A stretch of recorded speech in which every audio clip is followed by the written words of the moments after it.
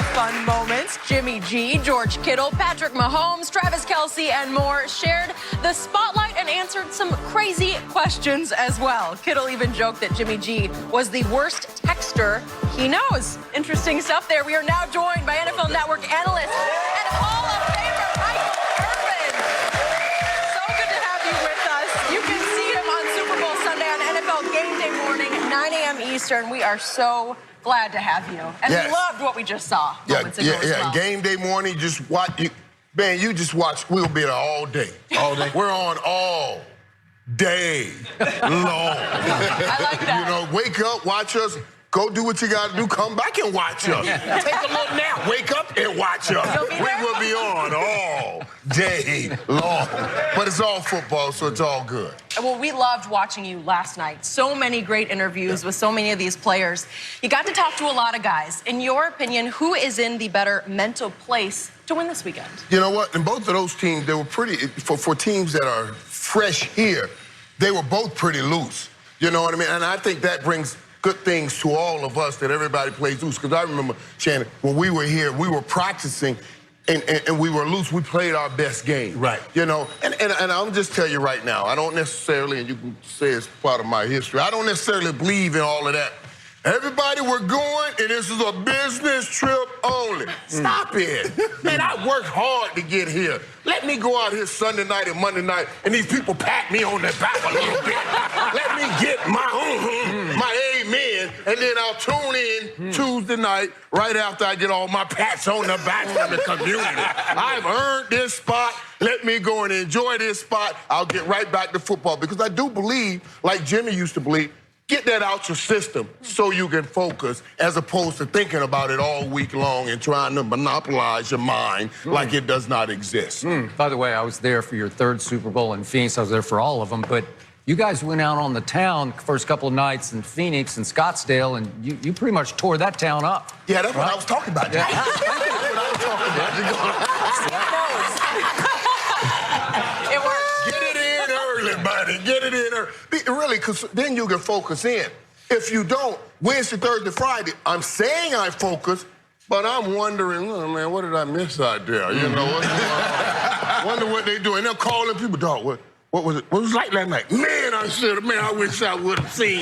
You know what I'm saying? Get it out your system, man. Then I can focus on that. And by the way, when it was time to play, the game was a mismatch. You guys just laid it all over the Pittsburgh Steelers. Yep. All right, back to this game. There's a collection of wide receivers for the Kansas City Chiefs unlike any we've probably seen. Is it the greatest collection maybe of speed plus ability that you've ever encountered? Right, now, let's be careful here, because we use this word greatest around so many things. Now, if you want to put, is it the fastest? On track meet, you may be right there, because I don't know that I've seen this kind of speed on a football team. But the greatest capsize everything. It's not just a straight ahead speed. It's making plays. It's making the big plays. And they have made some big plays. I will call them the fastest, but I wouldn't put that word greatest on them. I agree. I think they're the fastest. I think they might pose one of the biggest matchups because of what they have at the speed position. Right. And then they have the first or second best tight end in all of football. He's a nightmare. Man, listen, both of these guys told. Both of them. I love them. I love both of them too, man. And I got to sit down with George Kittle last week, man. And just his personality. I love his heart, his soul for the football team, the way he plays, the tenacity with which he plays, man. But it'll be it's a hard stop. And I always say this to Shannon, to people: it's more difficult to stop the great wide receiver with the great tight end than it is to stop two great wide receivers. Yes. Yeah, good point. Because you can do so many things that you cannot cover when there's a great wide receiver and a great tight end. Like line them up on the same side. If you're doubling the receiver, that means you got a linebacker on the tight end. I get trip sets one side and put a tight end out backside by himself. You got to show your hand. You got to either play it zone, then you got an inside receiver on a linebacker, or you got to put a linebacker out on it's so many ways, and Andy Reid uses it perfectly, man, to like master it. So I'm going to disqualify myself before I ask this question, because I am your biggest fan and everybody knows it. And I've said many times, you, to me, were the greatest wide receiver ever. No disrespect to Jerry Rice. I'm talking. Thank you. But this is about, I covered your teams. I know what happened when it was 3rd and 8, and it was 20 degrees in Washington or Philly and New York or New Jersey. It's 8 to 88, and 88's going to get open by hook or crook. You might have to bump them off you, but you're going to get free. Crook. I like right? that. Hook, crook, anything. However you're going to do it, you're going to get open. But you weren't a blazer when it came to speed. No. You just got open. Put that in context for me versus Tyreek, who's just blazing. And I'm not saying he's not a good route runner, because he clearly is. But well, blazing speed and has been giving all the rules to help him with that speed. You know, when we played, there was a thing called courage. Courage does not say fear did not exist, folks. Let me give you some lessons here. Courage said you had an ability to overcome your fears. And so when you play football, you had to display courage. Oh, I know I'm about to get hit in the head when I go up at this ball, so I got to go have courage. Now, that is gone. I can run fast as I want to run through a zone, no matter. You can't touch me until after I catch the ball and come down. Even if you hit me while I'm going after, it's called defenseless receiver. Just so you know, I would love to have played in a defenseless receiver. You got to wait till I come down to hit me. You know, there's a reason they call that the bang 8 when we ran it. That means, and there's a reason. As soon as you called it. Right. Soon as you catch it, it means it's going to be bang, bang. That's what they mean. They would be in the huddle and call a play and look at it and say, let's kill Mike. Okay, Mike, you can't run this play. Got to call a timeout to get Mike in here. Somebody going to get hit and we don't want to hurt you.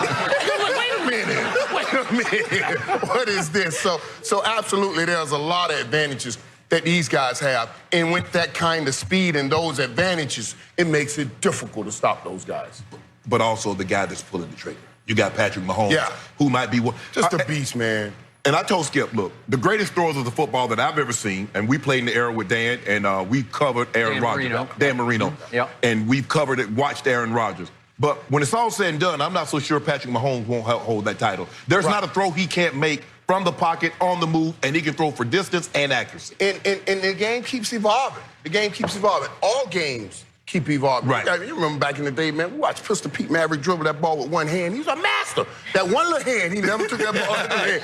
Now look at how they dribbling the ball, man. I mean, what? The perfect shot. You had the perfect form, Larry Bird shot. Steph Curry barely touching the ball, and it's just gone. You know what I'm saying? And Patrick Mahomes has done that to the quarterback position. Get balanced, sit up, throw the ball. Patrick, you know, so the game keeps evolving, really, and it's incredible, man. It's incredible. So the athletes are they're better. They're getting better each and every year. And they're taking the game to new levels, doing things we didn't think about. The one-handed catch. We used to put one hand up to knock the ball back down. Catch it. Now they just snatching it. Zoo. I'm like, wow, this is incredible. We needed those gloves, though. Yeah, that too. I'm trying to save the game in the people, but I wish we had those gloves. But they're phenomenal athletes. But you do know this game. It can't be Patrick Mahomes versus Jimmy Garoppolo. It's got to be the 49ers running game versus Patrick Mahomes. You don't want a one-on-one battle says, okay, Jimmy, you got to throw it 50 times because we got to match Mahomes throwing it 50 times. You lose right away like that if you're San Francisco. You lose right away. But if you're also San Francisco, I think the gauntlet that they've gone through, Skip, is going to help them a great deal.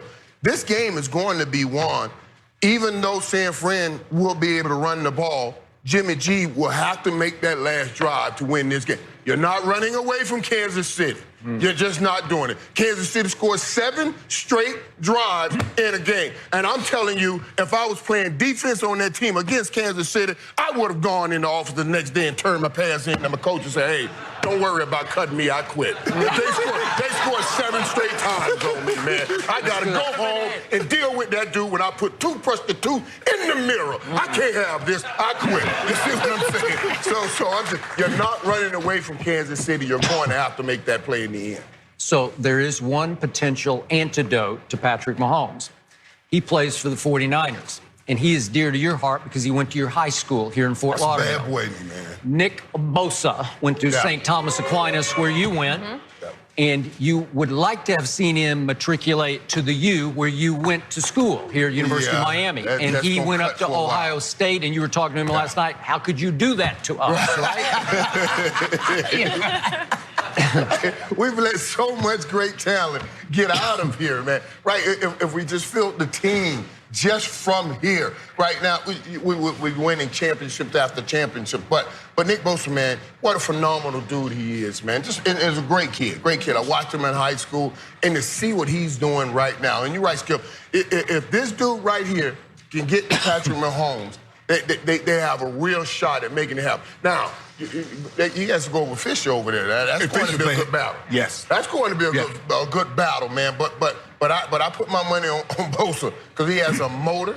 He's strong. He's a complete package, man. I really love watching that kid play. So I got to ask you my pet question that I asked Mr. Sanders before you. How in the world did my Dallas Cowboys go 8-8? Yeah. You I heard you several times. Yeah. We going to the Super Bowl. Yeah, and I did too. But let me tell you something, man, too. This game is so hard. You can't come up